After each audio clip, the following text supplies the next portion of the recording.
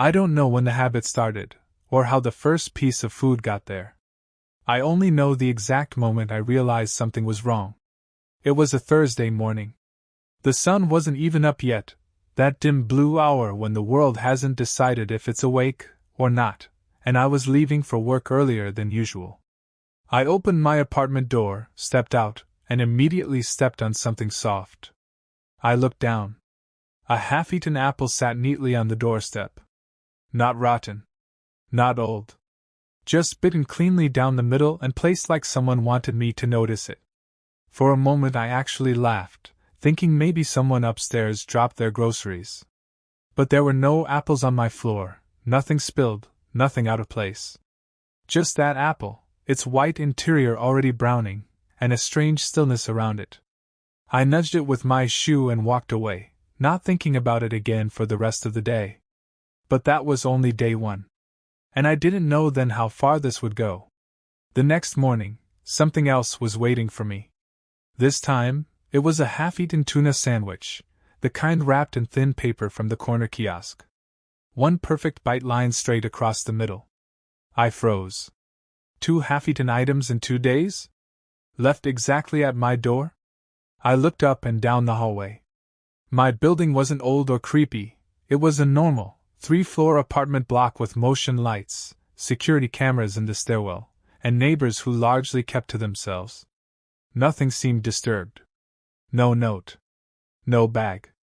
No person. Just that sandwich, sitting like a message I couldn't interpret. I threw it away. I went to work. But the feeling in my chest bothered me all day, a slow burn, like nerves simmering under my ribs. I woke up before my alarm. I don't know why, but something in my stomach twisted with the certainty that something was waiting for me. I opened the door slowly this time. There it was. A half-eaten banana. Placed with the flat-cut side facing my door, like someone wanted me to see exactly where their teeth had been. I crouched down, inspecting it. The bite mark wasn't jagged, clean, almost too clean. The peel was folded back neatly, not ripped or torn. Whoever was doing this wasn't being careless. They were being deliberate. And that was the moment a realization sank into me. Someone was doing this on purpose. Specifically to me. Only to me. I stepped into the hallway and called out a cautious, "Hello?"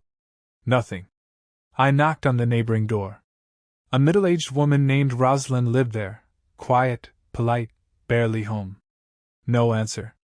I checked the hallway corners, the stair railings, the carpet edges. There was nothing else unusual. But fear has a way of tinting everything. Every shadow felt like it had weight. Every silence felt intentional. I picked up the banana with a tissue, threw it away, and failed, to forget about it. I hardly slept. Every sound in the night, the elevator hum, someone walking 2 floors above, pulled me awake. At one point I sat on the edge of my bed, listening so hard it felt like my ears hurt. I kept thinking I heard footsteps outside my door. Slow. Patient. Lingering. By morning, when I finally opened the door, I knew I'd find something. And I did. This time it was spaghetti. Yes, cold spaghetti, in a container, half-eaten, the other half untouched. Placed on the floor like a gift. At this point, it almost felt mocking. I stood there staring at it for a long time, because the reality had settled in. Someone is coming right to my door. Someone is standing here. Someone is eating at my doorstep, or eating somewhere else, then bringing it here, and placing it exactly where I'll see it. Why? Why half-eaten? Why me? I took a photo before throwing it away. I don't know why, maybe to prove to myself I wasn't imagining this.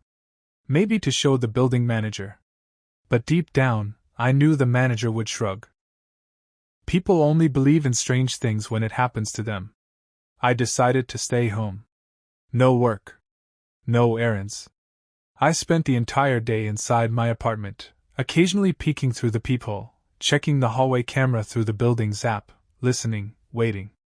Nothing. Not a sound.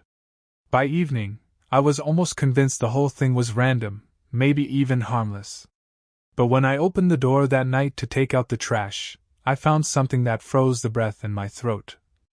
A half-empty cup of yogurt, still cold. It hadn't been there an hour earlier. Someone had been here while I was home. While I was awake. While I was only a few feet away, separated by nothing but a door I'd checked dozens of times. I stared at it for a long time, a tightness spreading through my chest. This wasn't random. This wasn't harmless. Someone knew I was home. Someone wasn't afraid. And someone was getting bolder. I called a friend, Daniel. Told him something weird was going on. I didn't give all the details because saying them out loud felt embarrassing, like I sounded paranoid or dramatic. But he came over. Stayed with me most of the evening. We checked the hallway camera footage from my phone. Everything from the morning was smooth, quiet, uneventful. No one suspicious. No one carrying food. No one lingering. But then we checked the time frame around the yogurt drop. And the footage was just blank. 2 minutes cut out. Skipped. Missing. The cameras weren't old, they didn't glitch often. Someone had timed this. Someone had waited. Daniel saw the color drain from my face and offered to stay the night. But I said no, partly because I didn't want to inconvenience him, but mainly because something inside me whispered this. This person doesn't want Daniel. They want me. I didn't know why. I didn't know what I'd done. I didn't know who could be doing this. But they were watching. I could feel it. I kept the lights on all night. Slept maybe 2 hours. I heard footsteps again, or maybe imagined them, but this time I didn't dare open the door. At sunrise, I checked through the peephole. Nothing. I hesitated for a long time before unlocking the deadbolt. I opened the door slowly, inch by inch. On the floor was the smallest food item yet. A half-eaten granola bar, still in its wrapper. The bite was deliberate. The rest looked untouched. But there was something new, something that made my pulse throb painfully in my ears. This time, the half-eaten food was placed directly on top of my welcome mat. Not in front of it. Not beside it. Directly centered on it. Precisely arranged. Like the person had all the time in the world. Something in me broke then, a quiet, internal cracking. Fear is one thing. Being singled out is another. But this? This was personal. I didn't leave my apartment. Didn't sleep. Barely breathed. Every sound outside made my skin crawl, the clicking pipes, the neighbor's footsteps, the buzz of the elevator. Late afternoon, I heard something else. Something soft. A rustling. A rapper. And then, chewing. Right outside my door. Slow. Wet. Deliberate. I backed away from the door, heart punching against my ribs. I didn't look through the peephole. I didn't move. I just stood there, listening to the faint, rhythmic chewing that went on for, I swear, almost a full minute. Then silence. Then footsteps walking away. Not hurried. Not panicked. Calm. Unbothered. The footsteps of someone who knows they're in control. I waited almost 40 minutes before approaching the door. My hands were shaking so badly that it took me 3 tries to unlock it. When I opened it, I felt sick. A half-eaten slice of pizza sat on the mat. The cheese still warm. Steam still rising. Whoever it was had eaten that slice right here. Right outside my door. Feet away from me. I felt violated. Unnerved in a way I can't fully explain. Half-eaten food is such a strange thing. It's not violent. It's not aggressive. But it's intimate. Close. Too close. Someone was sharing a meal with me, or taunting me with one, without my consent, without my knowledge. It felt deranged. Obsessive. Wrong in a quiet, unsettling way. I finally realized I needed help. Real help. I called building security first. They said they would review footage, but their tone told me not to expect much. Then I called the police. I told them someone was leaving food at my door every day. They asked if the person had threatened me. I said no. They asked if I had video. I said the footage was missing. They told me, politely, that there was nothing they could do unless I felt in immediate danger. I hung up staring at the wall, feeling stupid for even trying. That evening, when everything in the building was quiet, I sat on the floor with my back against the door, trying to stay awake. At some point I must have dozed off, because I woke to a quiet sound. A fingertip. Dragging slowly across my door. Tracing the wood grain. I didn't move. I didn't breathe. It lasted maybe 10 seconds, but it felt like hours. Then the footsteps again, soft, steady, walking away. I couldn't do anything. I couldn't even scream. When I finally gathered enough courage to open the door, the hallway was empty. And sitting perfectly centered on my mat was a half-eaten orange. Each segment bitten in half. Placed neatly like a ritual. I backed into my apartment, locked every lock, and cried. Because I finally understood something I hadn't allowed myself to see. This wasn't just someone messing with me. This wasn't random. This was attention. Unwanted. Focused. And escalating. Whoever was doing this was trying to send a message. And I didn't know what it was. I decided to set up my own camera.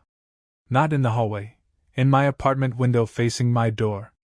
A tiny gap in the blinds allowed the lens to see the doorway without being detectable. I went to bed early, but didn't sleep. I let the camera record in silence. Hours passed. Around 2:17 a.m., the chewing started again. But slower. More exaggerated. Almost purposeful. I didn't move. I didn't even blink. When it finally ended, I waited 10 minutes, then another 30, before opening my door. The item was different. Not food this time. Not half-eaten. But wrapped. Neatly. In plastic. I stared at it, a coldness spreading in my bones. It was my own granola bar, the brand I keep in my kitchen drawer. Still sealed. Untouched. And on the plastic, written with a black marker, was one word. Half. My throat tightened. My mind spun. They had been inside my apartment. At some point. At some moment when I wasn't looking or wasn't home. They had been inside. My blood ran cold. I grabbed my camera immediately and checked the footage. And there, in the grainy night vision, I saw it. A figure approaching my door.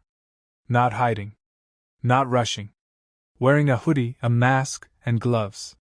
They crouched down, placed the granola bar, and then they leaned close to my door. Close enough that their voice would have been inches from me. The audio was faint, barely there, but when I raised the volume, I heard them whisper, "Your turn." And then they walked away. Calm. Unhurried. As if they lived here. As if they belonged here. As if this was simply a routine. I left the apartment 30 minutes later with nothing but my wallet and keys. I didn't look back. I didn't wait for daylight. I didn't tell anyone. I just left. I moved in with my cousin in another town. Changed my number. Never returned for the rest of my things. The landlord mailed me what he could. The rest I never asked about. And then, a week later, just when I thought I could breathe again, a package arrived at my cousin's doorstep.